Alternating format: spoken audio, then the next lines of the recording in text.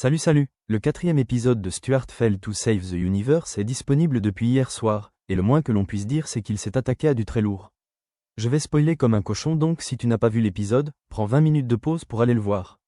Et comme d'habitude, si ce que je fais t'intéresse n'hésite pas à liker la vidéo, à la commenter et à t'abonner à la chaîne, ça fait toujours plaisir.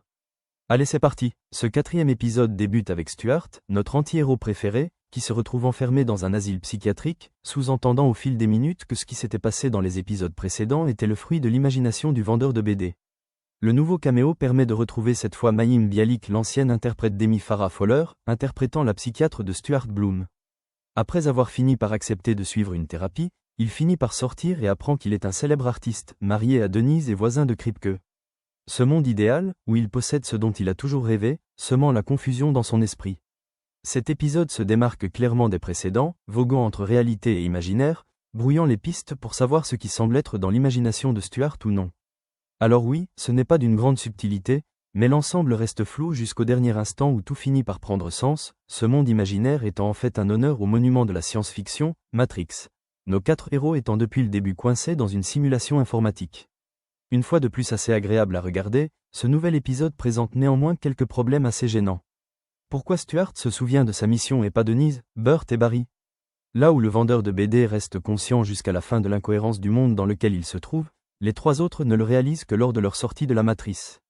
Bien qu'ayant un développement plutôt réussi, la fin expéditive, comme les épisodes précédents, nous laisse encore une fois sur notre faim. Et enfin, et c'est vraiment ce qui me gêne le plus, il manque un fil directeur, un but à cette exploration d'univers, des missions à réaliser afin de se rapprocher du but. Nous arrivons presque à la moitié de la saison et nous avons l'impression que les personnages errent sans raison d'un épisode à un autre, et même si les voir rendre hommage à la SF est très plaisant, il est difficile de comprendre où ils veulent en venir, ne semblant ni se rapprocher de leur objectif, ni savoir ce qu'ils doivent faire pour y parvenir. Le retour de la version alternative de Stuart pourrait enfin apporter des réponses lors de l'épisode 5 en continuant à leur servir de guide à distance, comme lorsqu'il a aidé Stuart à reprendre contact avec la réalité. Un passage à un format d'épisode en 2 parties pourrait également permettre d'allonger le temps de narration et compléter les parties où les personnages découvrent les univers parallèles par des passages avec des quêtes à réaliser afin de donner davantage d'intérêt au scénario et de rajouter de la tension. Malheureusement, certains épisodes à venir semblant durer encore moins longtemps ne semblent pas présager un virage dans ce sens. Ce petit épisode est terminé, comme d'habitude s'il vous a plu, n'hésitez pas à commenter pour partager votre impression, à liker et vous abonner. Ciao!